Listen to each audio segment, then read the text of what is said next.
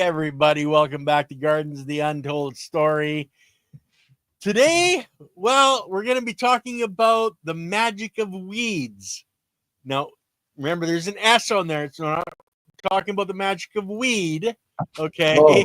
Magic of weeds. And Andy has a presentation that he's going to be showing. But Andy, let's start off with you telling us a little bit of why you wanted to do this particular show.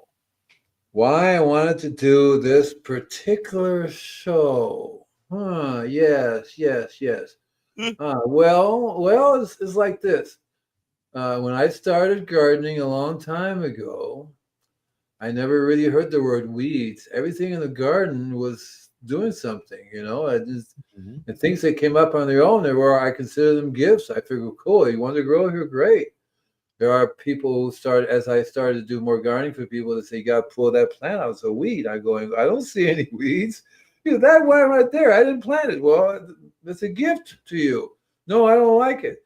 And so, but I realized right off the bat that these guys, nobody plants them, right? They just grow. So they manage to stick their finger in there, whatever the root they want, they pop up, And they are, I always consider them to be herbs, right? So to me, they were herbs. And each one of these things can be made into a tea. Each one of them can be sprayed in the garden. And so I learned how to use what we call weeds. But I also, at an early age, I didn't really know much about trace minerals or that the weeds was actually doing something that Mother Nature told it to do, which is, what happens is weeds are Mother Nature's medicine, and the medicine being the trace minerals. I tell people, let me see if I did it right. Oh, look, it's moving. It's moving. Oh my God. I did that. Well, I actually didn't have it up yet. You didn't tell me you wanted it up yet. So okay. It's already on the second one. I'm already on the second one. Okay. Yeah. Good. Right. I already on the second one, man. It's up now, Andy. So just carry on. Oh my God.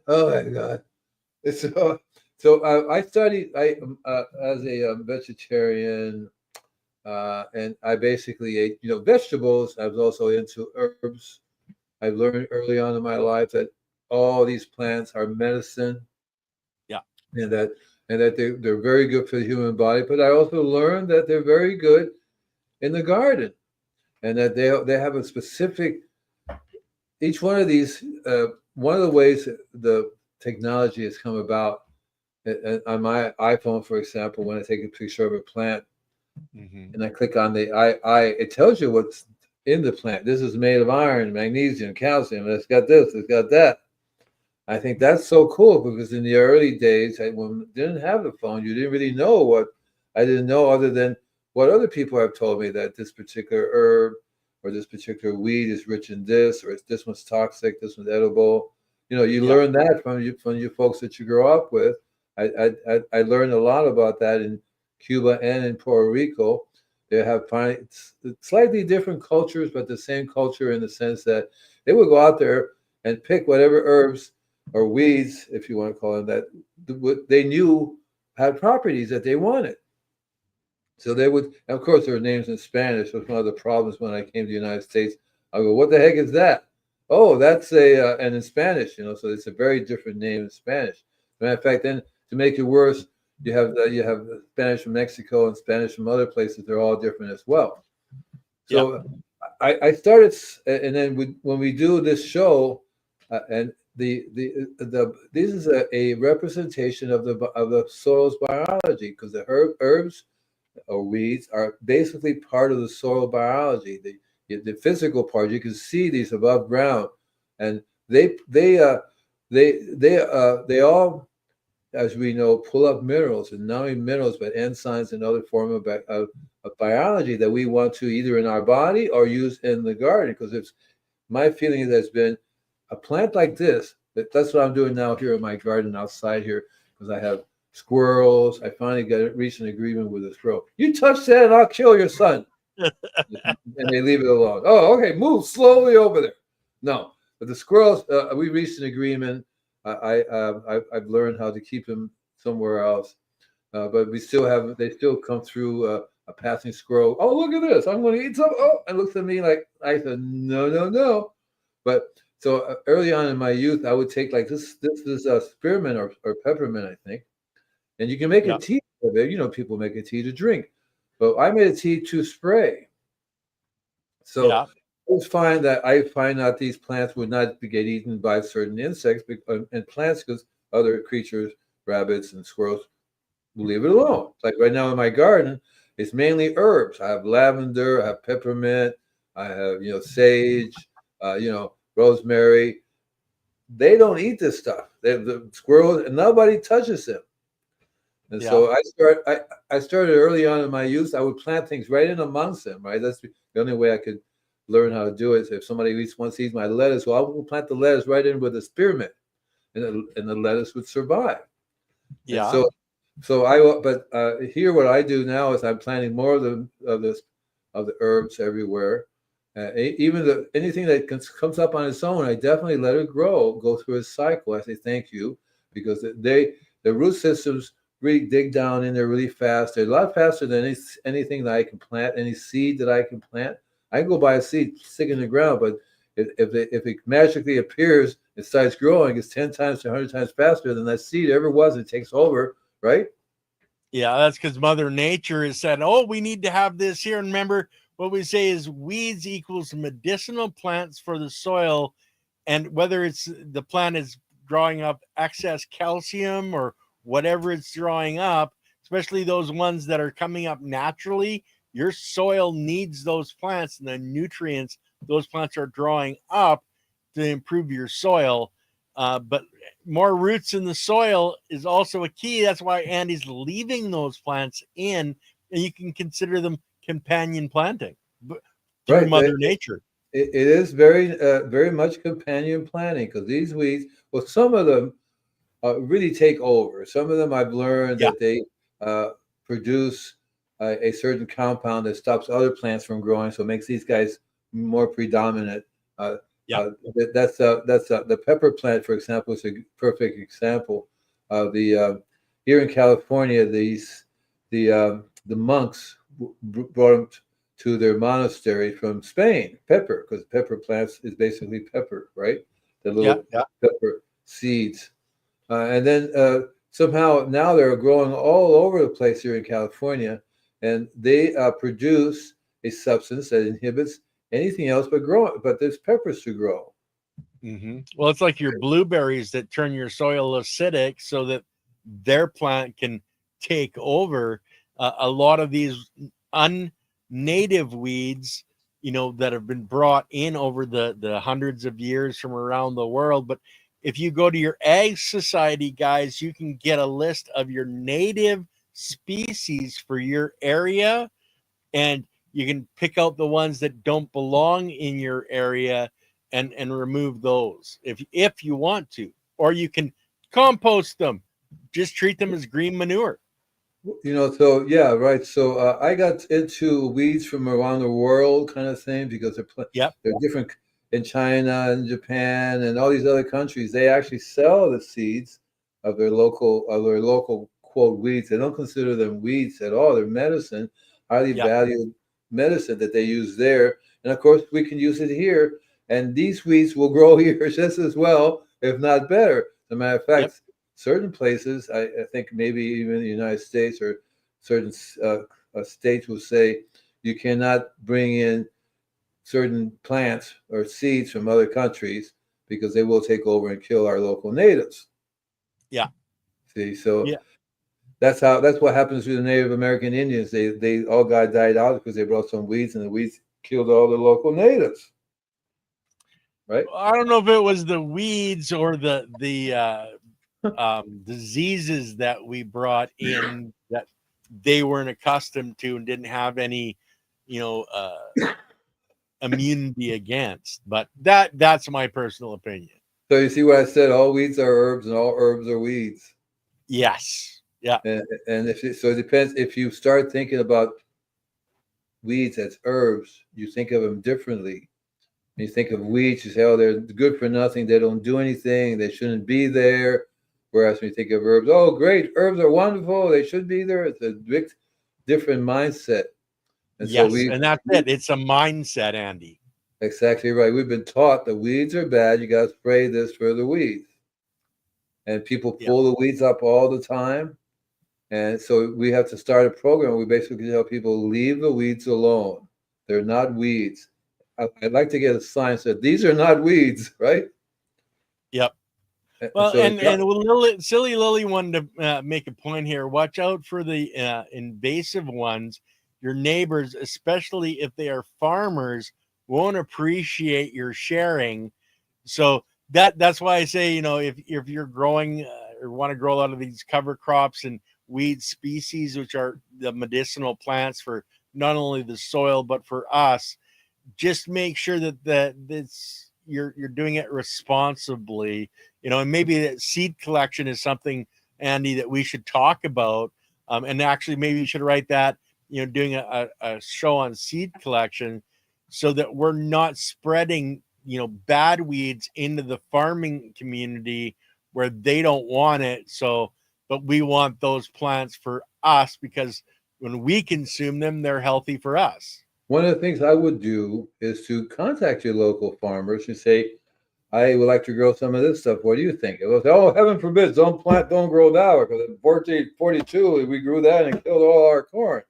Maybe they'll tell you something. That's the easiest way to find out, because rather than, oh my God, they're spreading over to the next door neighbor's property. Because there are scenarios where that happens, and because there's nothing really to stop this weed from just taking over a certain area, and then nothing else will grow there. And that's where contacting your local ag society on plants that they don't allow in your area is probably something that would be really good. So this is the end of my little presentation, but I'm coming back in. Just open the door and let me in. Where I don't know where I'm at. Oh, there I am. Oh my God! Hey. It sounds like the song. Hey, a little bit. And I love it when people have a name. Some people sometimes they show up and they have a name of an herb, which is really cool, because I think I myself I can't get attached to any particular herb, but I have to tell you that garlic keeps popping up a lot. Because just mentally you have garlic on the head, Andy, or just yes, sir. Popping up in your garden? There's two different kinds of garlic. That's the kind of garlic you're eating with, and it's all different varieties of those type of garlic. But there's also society garlic, which is a wild garlic. Actually, there's a wild garlic and society garlic. So the wild garlic looks like little garlic bulbs, basically, like they're small and they grow like crazy everywhere. The society garlic it's a big giant plant, and if you cut it, you'll smell the garlic. It's called society garlic. Okay, yeah. I've learned from experience that garlic, the sulfur in the garlic works very, very good at masking the plants from the insects that are looking for it. One of the things you could do with it, just remember that the plants are looking for certain things. And so if they can't find that, they'll keep on going along. The easiest way in the long term is to increase your trace minerals availability to all your plants.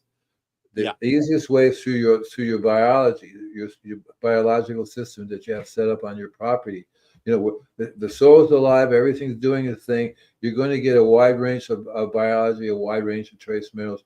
You're not going to have that problem with a bug coming along. So, but we tend to be a little bit reactive. What can we do to control this bug? Because it takes a long time to understand why the bug is eating in the first place, but until then it could eat all your plants. So you have to do something in the interim. It's immediate. I tell people it's immediate. Oh yeah, parsley, sage, rosemary, and thyme. Right? It's not just an album title.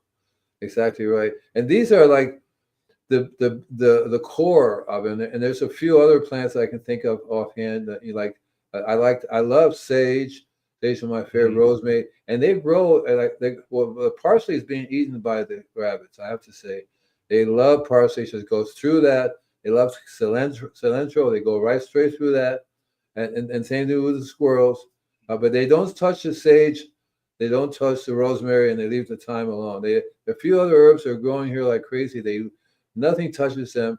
And so Mhm. my plan would be to either plant something within that little group. That's what I do. I plant something in the middle there. Like I planted an Yeah. eggplant, which totally got eaten up. So I planted another eggplant right in the middle of the sage, the giant sage, but nothing's touching it. As you see the little eggplant coming out of the sage, Cool. Cool. and it's used to protect it. What I've done in the past, I make teas from one of these guys, and then Yeah. spray the plant with it. So that's also protected. But I've learned not to spray the plant, but to spray the area of the property they have to get to. Now, do Another, you need to reapply after a rain shower, Andy? yes, sir. Yeah, yes, sir. It's either rain or hand, and when you're watering, it tends to wash it all away. Yeah. So that's why it's always good to have a living plant around because they're constantly providing the scent. Recently, I planted like 20 different citronella plants. Yeah. And so what they have an area that they smell of citronella, right? You come anywhere near it, you'll smell it. I prefer the smell of sweetgrass. Over sage. Now, I don't Sweetgrass. know if sweetgrass has the same effect on the animals coming into your garden as sage does, but Super Nessa, does it have that same effect? Does it, keep other animals out of the garden? I don't know. I don't know if I don't know what sweetgrass is. I'll probably look it up because I'd like to grower. I think you can grow anything from any part of the world here. You just have to understand some of its requirements in terms of heat, right? In terms of watering. Some places don't need too much water at all. Some I'm places need it. surprised you've never heard of sweetgrass. That's a native plant they use for in a lot of their ceremonies and more for smudging. So yeah, I don't think it's something that you'd be growing in the garden for, trying to keep the critters out, but it's for native ceremonies and like smudging and clearing energy, etc. I smudge all the time. A little bit here, a little bit here. I get smudge my forehead. I like Yeah. smudging like that. Smudge, smudge, smudge. Oh, yeah. You're I want. exfoliating, I'm going to get some sweet grass to see what it's like. The other grass is lemongrass, which I have. Yeah. Lemongrass makes a wonderful tea, not only for drinking but for spraying your plants with. One of the issues about spraying your plants is that if you don't like the way it tastes on your vegetables, I wouldn't spray it. Yeah.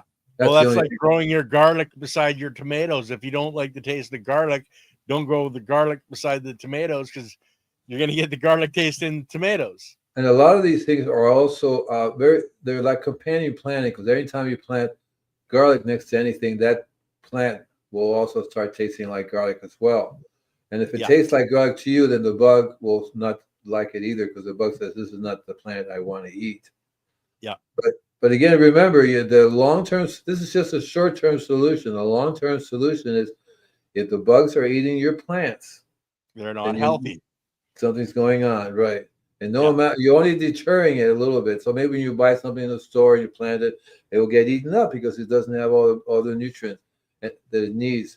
And so this is only temporary, but it really, really is more of a way of controlling the animal wildlife. The different rabbits and squirrels that run around your neighborhood. That keeps them at bay because Yeah. I found from experience that these creatures love to eat organic produce. They can Well, tell they that love to eat healthy produce. they can tell it's really healthy and they go, oh, this is great. It tastes great. So I said, okay. So the higher the animal, the less it's going to work in terms of the bricks level because it works the opposite. We as animals like to go for higher brick products. So we do that on purpose. See what it says, Yeah. thank God we were rules. Oh, no, no, no. Oh, silly. Okay, so she says plant garlic with your roses. I did that one year, silly. And guess what happened? Several years. Guess what? Make a wild guess. Your roses smell like garlic. That's correcto mundo. That's exactly what happens. Exactly. You go, oh my God, garlic. So no, it does protect it because other bugs will go, no, no, that's not right.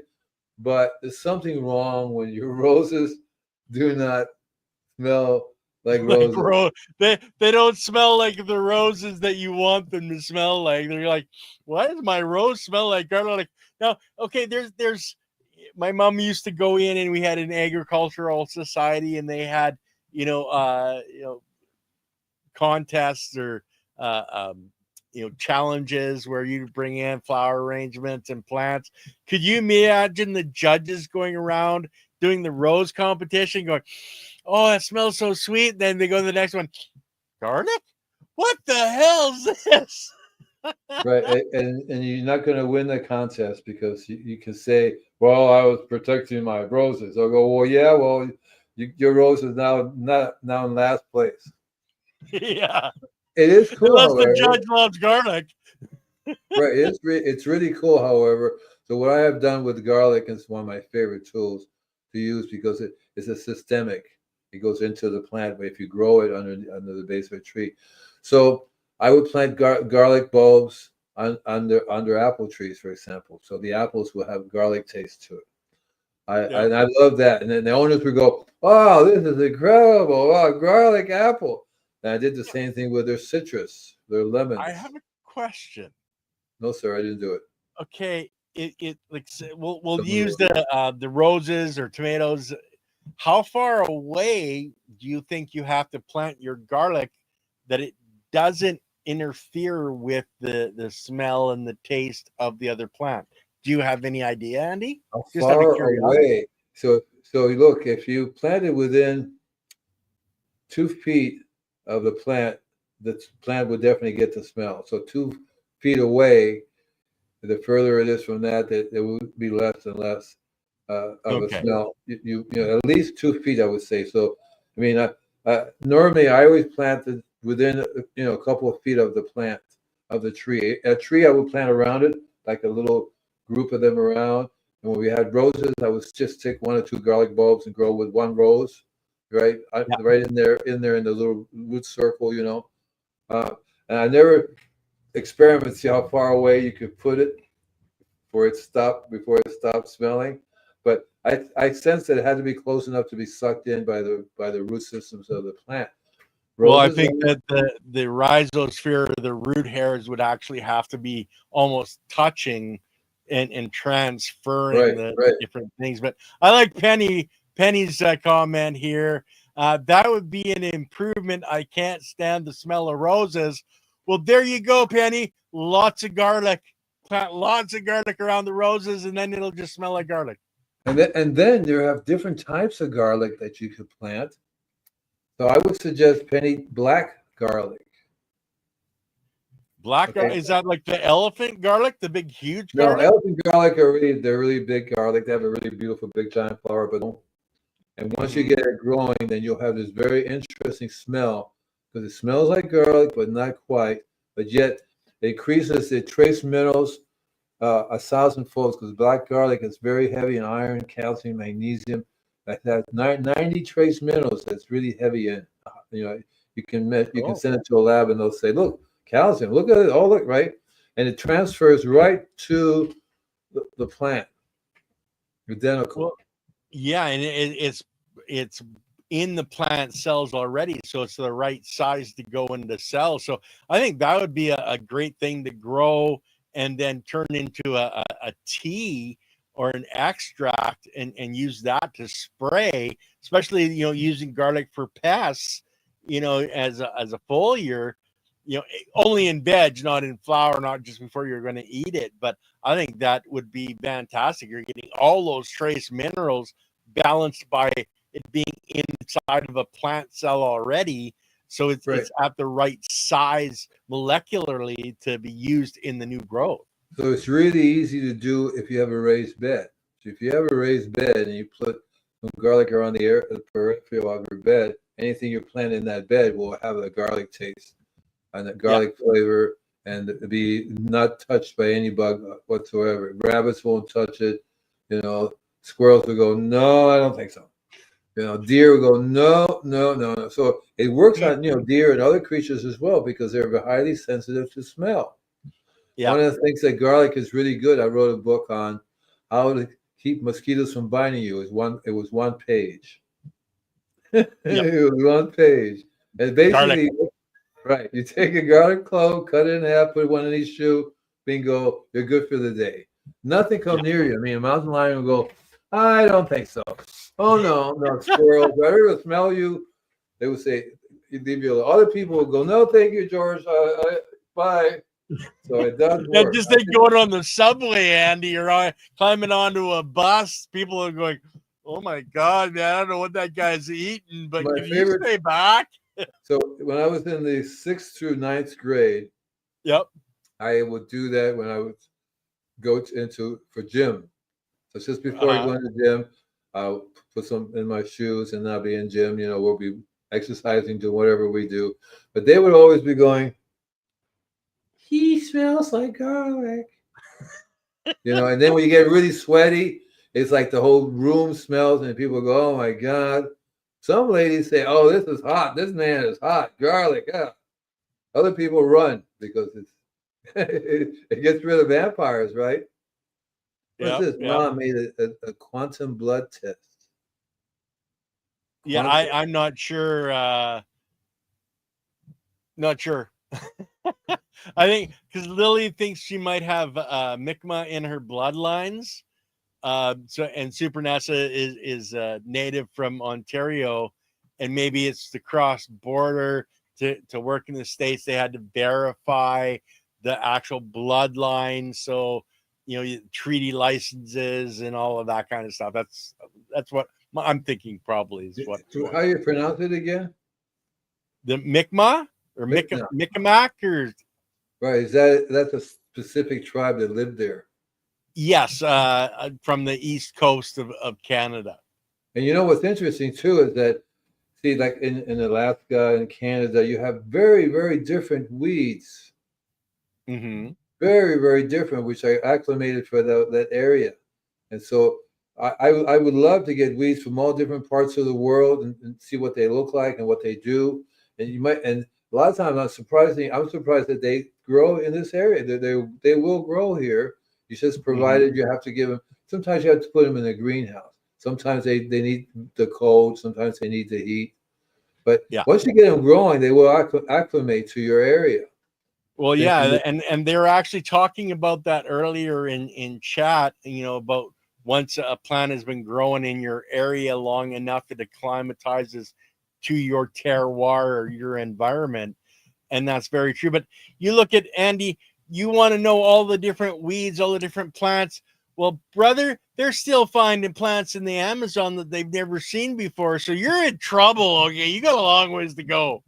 No, yeah. There's and not just in the Amazon, but in South America, lots of other places. It's just to keep discovering new plants. They're constantly evolving.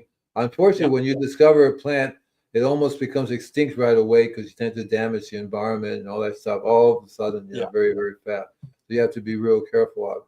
So my thing about so I always hated the word weeds. Because it felt like there was something wrong with the plant. The plant shouldn't be there. It's evil. You have to get rid of it. My mom would always say, pull up all the weeds. And she said, why didn't you pull them up? I said, I don't see any weeds, Mom. It's like, what? Those are weeds. And no, they're not, Mom. God put them there and he knows what he's doing. leave me alone, And they would say, this guy is absolutely cuckoo. But I think I've noticed that when weeds are growing around my plants are happy because I think they're getting the root system. The root system are providing water. There's all kinds of stuff going on with there. Like in the garden, half of it's weeds or basically come up. Anything that comes up on its own, I'll let it grow and let it die back and let it convert right back into the soil. So I'm actually getting more worms now than before. I didn't have any worms. So that's because my liquid has worm eggs in it. So it's constantly introducing worm eggs in the compost. I'm using Layton's compost and Mason biologically rich compost that he makes. And the weeds grow really, really super well, and the compost as well. Yeah. Well, yeah, there's all that life. There's all those, construction workers to build the new cells of the plant. The more construction workers, the faster the plant grows. And that's all done by the biology. I'm putting the sound up just a little more because I think you were talking there. I heard your mouth moving, but I didn't hear nothing. Okay, man. Okay. Did you have your speakers turned off? Oh, my speaker. Hello. We can hear you, Andy. No problem. Can you hear us now? Oh, now you're just playing around. You're moving your lips without actually saying anything. Guys, he does this to me in the back end all the time. He'll be yapping away, and I'm going, Andy, turn on your mic, and then he doesn't move, and he just actually starts talking. It's like, you rotter. I know it's all the weeds that I have. No, it's all the weed you smoke. Okay. And actually, that you brought that up, so when I started gardening, my mom would pick what I considered to be weeds. She would dry them up, and then she would make a smoke out of them. Yeah. And I had no idea what it was for, but it wasn't pot. But she would make she would burn it like incense. Yeah. So that Well, was really and cool. that's your sweetgrass and your sage can be burnt like that. Right. That's why I got into sage, Yeah. because sage is exactly, I have some sage here. I just haven't run across sweetgrass yet, even though it smells like it would be very sweet. I beg your pardon. Who are you anyway? I am not quite the character. I don't understand. I don't understand what that means, character. Yeah, you're multiple characters depending on the day and what you're talking about. So I like the magic of weeds because it puts in my brain that weeds are indeed magical. That they do. If you Yes. were anytime you have a problem, you go outside in your garden, you look for weeds because the weeds will tell you what your problem is and how and the solution is to it. When I Yeah, used to for give a your walk in soil. when I used to give a walk in Putney, Vermont, I used to teach people if there's a poison, the antidote not too far away from it, within hand's reach of the poison. And these are Yeah. weeds. They consider weeds. So this plant would be a poison, but the other weed is the antidote for it. Well, And and if people study, pharmacopoeia, healing but through nature, all of those plants that are they want you to use are all classed as weeds in other areas, and those are actually the healing plants for us. And of course they're the healing plants for the soil. That's why I say, weeds equals medicinal plants for the soil, because it's the same for that system as in our system, because oh my god, it's the same bloody system where all of us, plant, animal, human, doesn't matter. We're all in a synergistic relationship, starting with the soil and then growing up into the plants and into us. when I started studying medicine, natural medicine, I picked up books on weeds. They would have Yep. all these are different weeds, and this is what you got to do to kill it. And so I didn't care about the killing part. I just like to try to identify the weed a little bit so I can see, Mm-hmm. give it a name. And then I didn't have a phone in those days, and you had to go to the library and look it up. Can you help me look up this weed? Oh, sure, here it is. And they never really tell you it's rich of iron or rich of anything. So let's just say it grows here and it grows wild, and you have to kill it. I go, gee Yep. whiz. So it wasn't only until recently when I was able to use my cell phone to identify the plant, and then the plant would tell me there was I'm not going to mention her name because she'll start talking about the lady on the phone, the old Yeah. lady. Yeah. Yeah, that one. She's not here anymore. I took her to the other room. She's very upset because she liked it listening Yeah. on our show. So, but now you can take a picture of something and then tell the computer bring up the picture, and it'll tell you rich in iron, rich in magnesium, rich in copper, and Yep. that is what's deficient in your soil. Uh-huh. And guys, the flip side of that for personal health, if your doctor is saying, you have a problem with your eyes, you have a problem with your heart, find out what components make up the cells of your heart, if it's calcium, iron, etc., and then pick the plants that match that, and maybe start consuming those plants to get those nutrients into your body to make healthy cells for that area of your body. It might just help you just a little bit. So when I started doing this, one of my favorite books was called Survival into the 21st Century by Victor Kovinskis. Okay, cool. Victor Kovinskis is a pretty cool character. I knew him for a little while. We did 30-day fasting, and he was into really fasting a lot, but we ate sprouts, mainly sprouts and all vegetable stuff, right? Totally Okay. vegetarian. One of the things I learned, and we talked about it a long time ago, it was the sprouts. Yeah. And when you start to sprout them, you put them in a liquid, this filtered liquid. You let them sit overnight. You don't throw that water away. The liquid that it's in the sprouts, it's so rich in enzymes, bacteria, trace minerals that the seeds have given off. Because the Yeah. seeds, as you say, you actually say they have all this. When you stick them in the soil, they give them off so that they can get it, start growing what they need. But Yeah. you'll find that the sprouts will, their Mother Nature's never really. She's always mixing things up. So if you look at a weed, and the weed is rich in calcium, iron, magnesium, you're going to find that whoever did the study with the computer doesn't really say, well, there's 76 other trace minerals here, but it happens to be rich in all this stuff. You see what I mean? Yeah. Yeah. Because the more you study, the more you go, wait a minute, it actually has iron. It actually has a lot of other things that it doesn't even say that it has.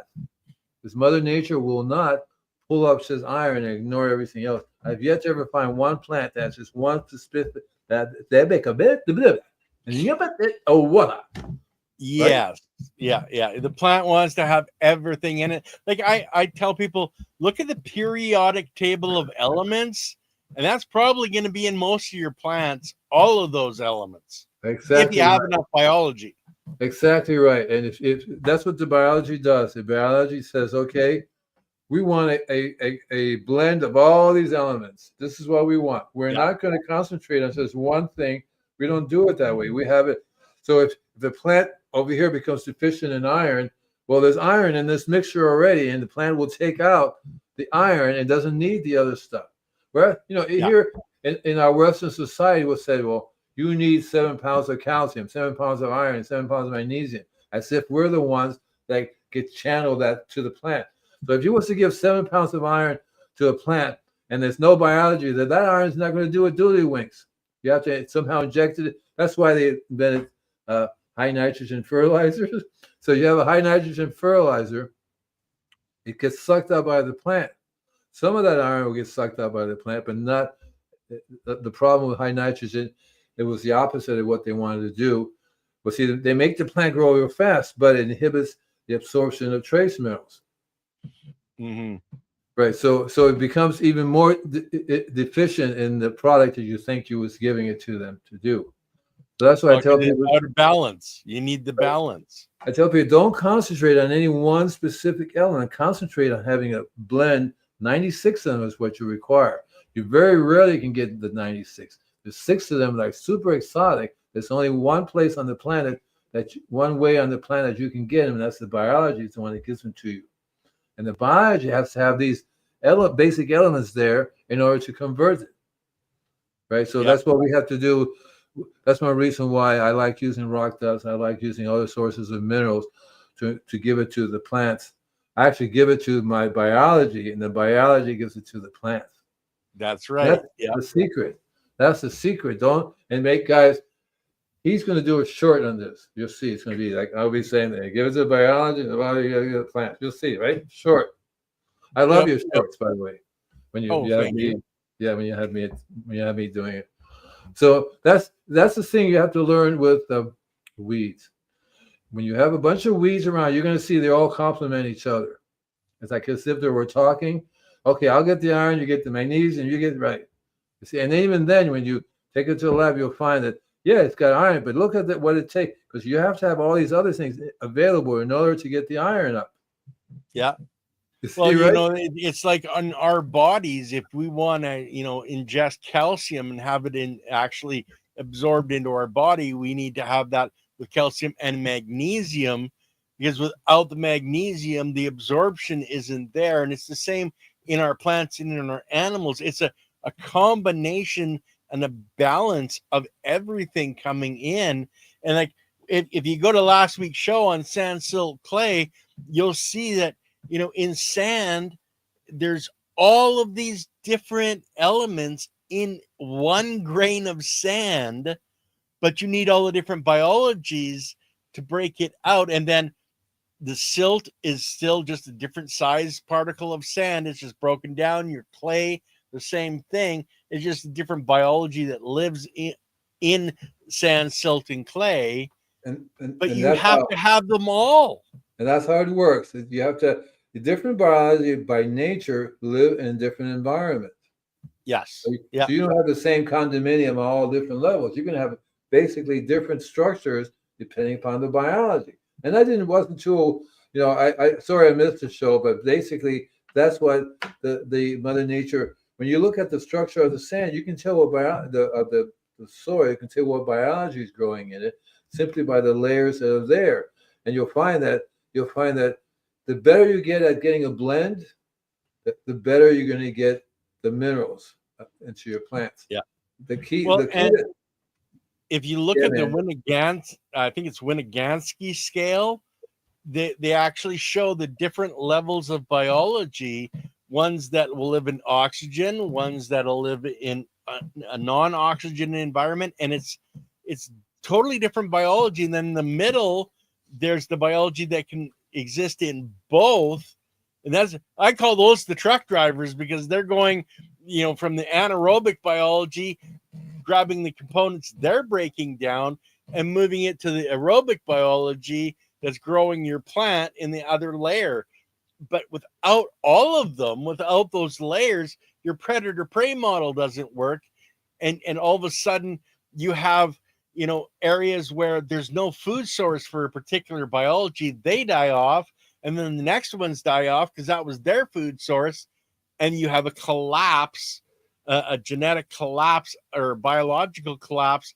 And your plants can literally go from beautiful green at night when you went to bed, and they're dead in the morning.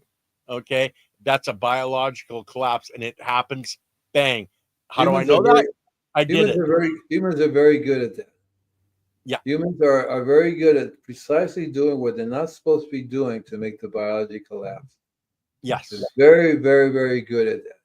We have come up with so many toxic ways of doing that it's amazing. That's how we need to study, see how humans have managed to toxify the earth. Toxify, right? I mean, toxify may make it more toxic.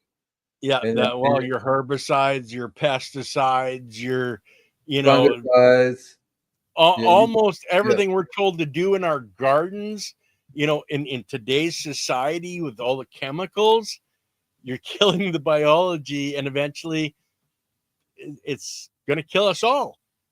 Simple. Right. And that's why I really like this show a lot, because it's really all about the biology. It really is.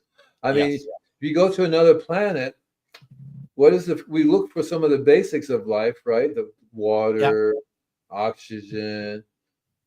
But if they don't have the biology, you're not going to get that. You're not going to get the life. That's why the Earth is so unique, and that we have all these things that have come together at the right place. So it's not coincidence. All this happens. There's a law of the universe. Something's going on that makes these things happen. Water is important. Oxygen is important. So the conditions, that the Goldilocks temperature is important. But that's why it's all about the biology. And you'd be surprised how many people who live, on their property, they water the gardens, they feed everything with fertilizer, have no idea that they have destroyed the biology in their property. Yeah. I mean, it's very difficult to say there's no biology, there's zero biology. There's some biology there, but what they're missing is some of the essential biology that makes things work. There's biology in the plants, there's biology everywhere, really, one form or another.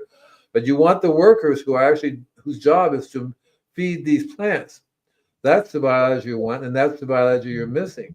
And a lot of times you're like, say your lawn, it's green, it's growing, and it can't grow without biology. There has to be biology for anything organic to grow, right? Because it's the biology that puts the new cell together to make it grow. But that's why we have bugs coming in and going, oh my God, this stuff is not fit for consumption. We need to break it down. That's why we have these excess bugs, but if it's growing, you have biology. If it's not growing, then it's dead. And of course, it has biology in there that's supposed to be breaking that down. But there's biology in molten lava. There's Right. biology in these Right. heat vents that we could never survive in. The biology we're used to can't survive in. But this base biology that formed everything in the beginning of our planet still exists in these heat vents, like Yellowstone National Park and those mud baths that they Yeah. show bubbling up. There's biology that exists in there that can't exist in the normal thing because it needs things like methane that we can't survive in. But this biology does. That's the true foundation of life on our planet, is that biology. So when we get wiped out because we've wiped out the biology that supports us, that biology will start the process again. We're not going to be around to see it happen because that takes billions of years. Billions of years. That's the process. They originally discovered in the Antarctica. They drilled deep down to Antarctica. There's the biology down there, a hidden lake nobody's ever seen, millions of years old. The biology there has never been seen before. So the biology will grow and flourish in certain conditions, but it's going to be very different than the biology we're used to, that we need for our plants and that we need for our bodies. Our body's biology is very unique also. Our stomach, the biome in our stomach. And unfortunately, we don't eat food that encourages our biology, our biome and biology to grow. It's the opposite. It destroys our stomach's biology, makes it difficult for us to absorb minerals, and therefore we end up having mineral deficiency and so on down the road. And Andy, you look though in Europe, their standards are totally different. Like they don't have a lot of the preservatives and chemicals in their food that we have in North America. Right. So a lot of it is, what's going into your food. That's where if you're growing your own food and you're growing it in a living soil system, you're going to be healthy. If you're going to the store and buying a head of lettuce that, came from 3,000 miles away, was sprayed with chemicals to keep it fresh, it's got all these preservatives on it. You're putting that into your stomach. The preservatives are designed to kill the biology because it's the biology that would be breaking the plant down. All of a sudden, that stuff's going into your gut, killing your gut biology. So not only is the plant that you're consuming killing you, but there isn't the nutrients in that plant because it was never growing in with good biology. You're just, adding, another layer of death onto your forehead. If you're not growing your own food, if you don't know your local farmer that's growing things healthy. And to make it worse, if you're drinking the city water, oh God, yeah, you're getting all the wrong biology in your stomach. That's just gonna, it may not kill you right away, but you'll starve. In which case you end up getting weaker and weaker. You get one disease, or another. And then you got to go to the doctor and get more medicine for this and this, and the medicine causes this and this. That's why it's so important. It's so important to filter out the. So I went to one place and it says, "Yeah, we have a filter. We filter in our for the home, take a shower in it. We're drinking, but we don't. Why do the filter for the garden?" And so I thought about it for about 1 second. I said, your problem is that you've been killing your soil biology all these years with this junk water that you're feeding it. That's your problem. But another customer says, "How come you have to come here every month? Why can't you just spray the biology? Everything will be fine, right?" And it's like drinking, what is that? Light beer kills the gut flora. Like beer? Is that a beer? Yeah, right. And it's like drinking light beer, it kills the gut flora. Yeah. There's lots of things that'll kill your gut flora. And on top of that, it's just hidden. It's hidden in your ingredients because when you have inert ingredients, they don't have to tell you anything what's in that inert ingredients. But you can find out. You're going to go, wait a minute, I'm eating this, and that's what's killing. So if it kills your gut flora, you'll get sick. That's what happens with your soil. The soil flora gets dies. Usually, there's nothing there to replace it. Sometimes other flora, other biology will come and replace it, and the biology that you don't want. So there could be Yeah. like diseases, right? All kinds of things going on. And then you eat that, and you get that in your stomach. So that causes all kinds of health issues.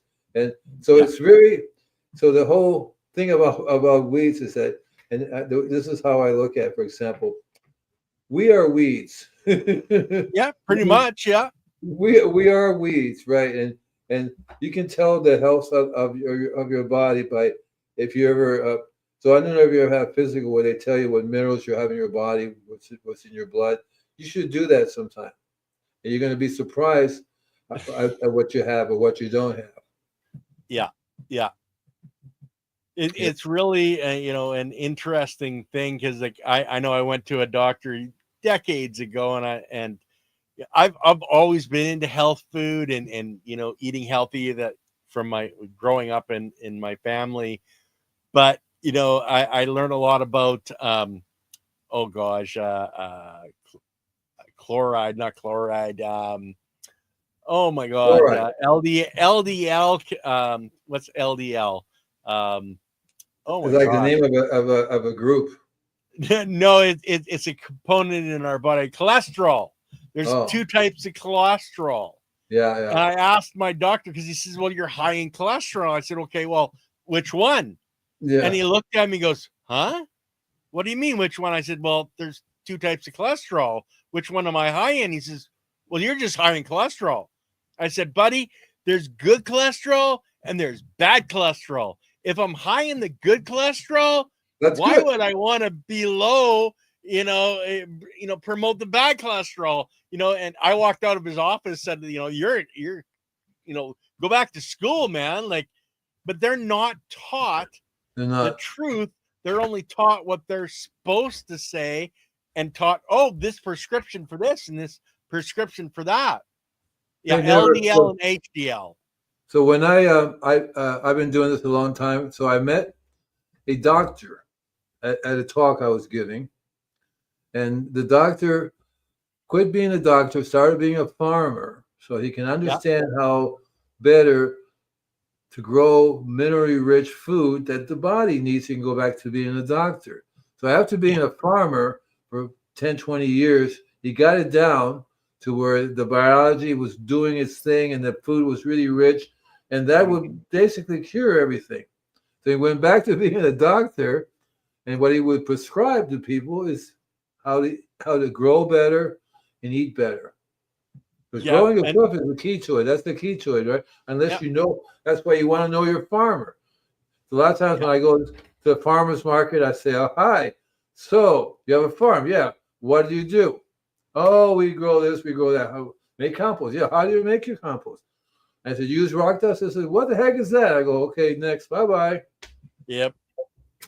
Well, Right? and that's where we're here to help share that knowledge and hopefully more, organic farmers that are going to the farmers market will find our shows, find this channel and go, oh, well, geez, now I know why this that is tastes like garbage and why the bugs are coming in and wiping out my crop every year, Right. because I don't have the biology. I've been using these organic herbicides and pesticides killing my biology. Or worse, they say, well, we don't do anything. It's the soil is wonderful. It's perfect. We're just growing and everything's fine. I Yep. go, no, I don't think so. And also, to what helps is that you take a refractometer with you, Yeah. right? You go there, you go, hi, this looks pretty good, blah blah. So if they give you all the right answers, there was one way to find out.